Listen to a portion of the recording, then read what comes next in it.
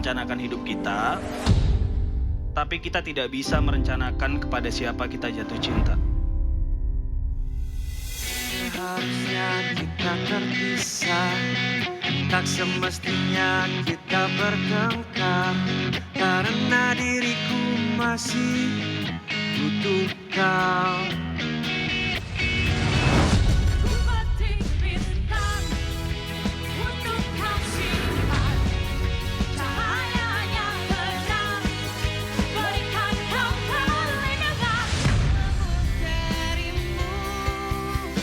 Pengecut terbesar adalah seorang pria yang membangunkan cinta seorang wanita tanpa pernah bermaksud untuk membalas cintanya. Itu dia saudara, trailer yang baru saja kita saksikan tadi merupakan cuplikan tayangan seri pentas teater musikal Anugerah Terindah yang ceritanya berkaitan dengan 7 lagu karya Shalom Seven. Sebuah band yang puluhan lagu hitsnya banyak digemari masyarakat Indonesia tentunya. Dan pentas teater musikal ini berkat kerjasama Titi Mangsa Foundation, dan pementasan ini dilakukan tanpa penonton yang menonton langsung, karena direkam dan kemudian akan ditayangkan premier live show di Mola TV hari ini, Sabtu 5 Desember 2020. Selengkapnya tentang teater musikal Anugerah Terindah ini kita akan berbincang melalui daring dengan sang sutradara, ada Mas Agus Nur. Selamat pagi Mas Agus. Selamat pagi, Stephanie. Dan juga aktris salah satu pemerannya ada Asmara Abigail. Selamat pagi Mbak Asmara. Selamat pagi Stephanie. Saya mau ke Mas Agus dulu. Mas Agus, ini kalau kita penasaran sih sebenarnya, boleh diceritakan sedikit mungkin konsepnya. Ini kan alih wahana dari lagu-lagunya Eros ya, yang pasti sangat bisa dibilang legendaris mungkin, terutama di era 90-an Mas Agus. Ya sih, bagaimana menerjemahkan lagu-lagu itu ke dalam adegan menjadi satu cerita konflik, nah itulah tantangannya. Tapi ide menariknya mungkin ini satu upaya bagaimana membuat konser musik di tengah situasi pandemi. Kita tahu banyak sekali konser musik yang off, itu tidak digelar. Nah, ini formulasi bagaimana membentuk format baru, bagaimana lagu-lagu itu tidak sedang dikonserkan, tapi dibentuk, disajikan lewat teater musik. Gitu sih.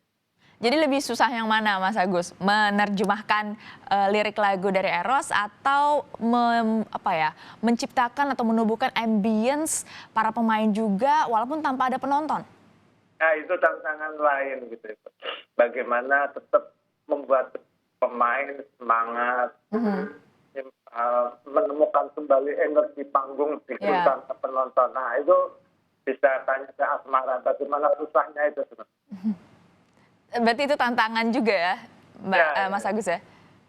Ya sangat tantangan. Ini benar-benar pandemi ini membuat para pekerja seni panggung mencoba menemukan kembali pola-pola produksi, pola-pola penyajian agar tetap menarik. Gitu. Bagaimana panggung tidak kehilangan roh panggung. Penonton tetap merasakan suasana panggung, konser kayak gitu. Ya, menciptakan roh panggung itu. Nah, kalau dari Mbak Asmara sendiri, kalau kita bicara tentang acting tentu sudah tidak perlu dipertanyakan lagi lah ya, sudah melalang buana di dunia teater. Tapi kali ini teater musikal lah. Pertama kali kan buat Mbak Asmara? Saya belum melanglang buana di dunia teater. Kebetulan ini yang kedua. Pertama kali saya sudah 6 tahun lalu, 2014. Jadi ini pengalaman baru lagi. Apalagi teater musikal, pertama kali kerja sama Mas Agus, pertama kali masuk produksi Titi Mangsa. Jadi senang sekali bisa ikut Anugerah Terindah. Apa yang paling sulit kalau di teater musikal dibandingkan teater biasa? Saya nggak bisa bandingin ke teater biasa karena juga saya belum melanglang buana di dunia teater, lebih ke film. Sebetulnya tantangannya karena mediumnya panggung, jadi memang jauh berbeda dari film.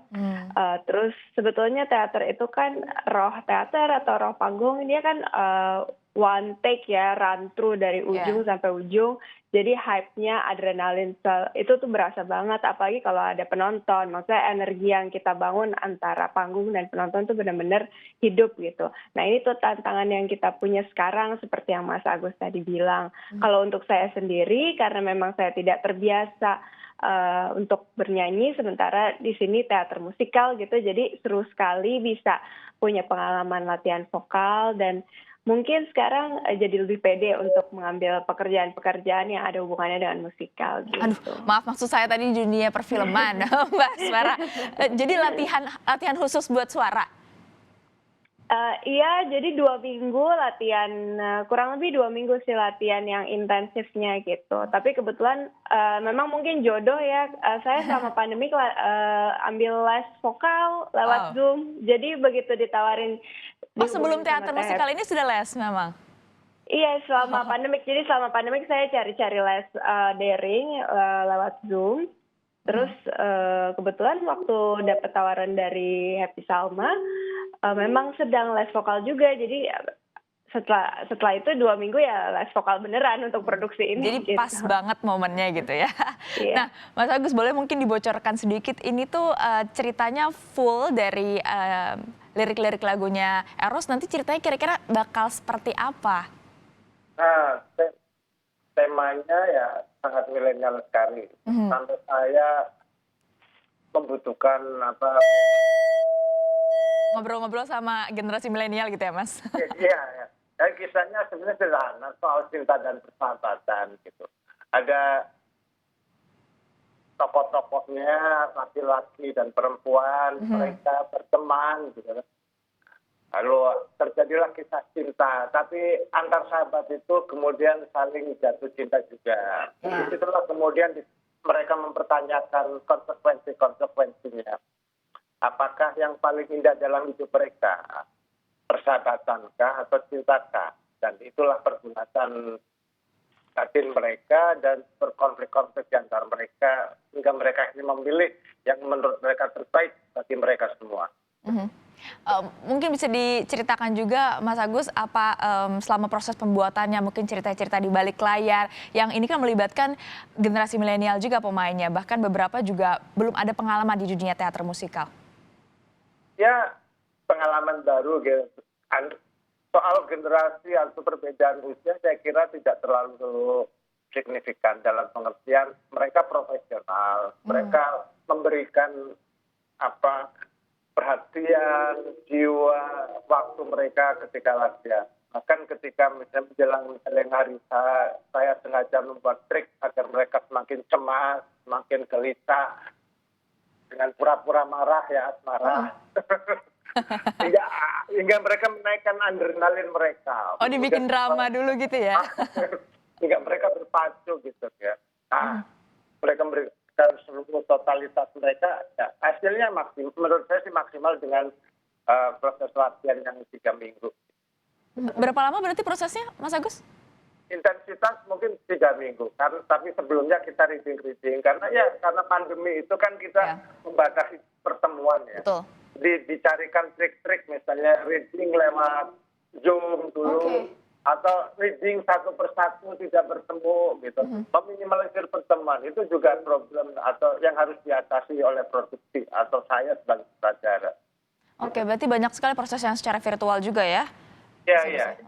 Oke, Mbak Asmara berarti di sini perannya nanti bakal seperti apa, Mbak Asmara? Aku berperan sebagai T, ada perempuan Scorpio. Oke, itu bakal ngapain tadi? Bocoran sedikit? Ini T ini anak-anak ya kayak bisa dibilang yang senangnya dunia seni. Mungkin kita bisa gambarin ya kayak anak-anak indie zaman sekarang gitu. Bisa dijelaskan mungkin Mbak Asmara cara kita nonton nanti live streaming di Mola TV seperti apa, Mbak Asmara?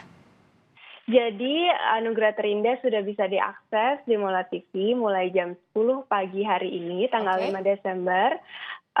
Mudah banget, bisa lewat browser, kita bisa connect ke PC, ke laptop, atau lewat aplikasi, download dulu di Google Play atau Application Store.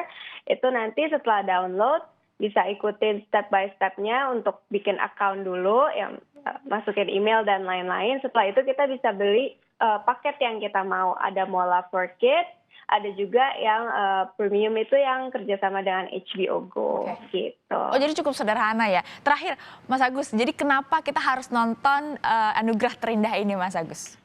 Ya ini bentuk baru ya bagaimana lagu-lagu pop seperti karya Sheila diterjemahkan dalam teater. Itu saya kira relatif baru lah ya. Dua, kalau memang penggemar Sheila on Seven atau punya ketangan dengan lagu Sheila, ini pengalaman baru. Selama ini mungkin hanya menonton konser. Lalu bagaimana lagu-lagu itu menjadi cerita, bagaimana lagu-lagu itu menjadi drama, mungkin akan menjadi kenangan yang baru lagi.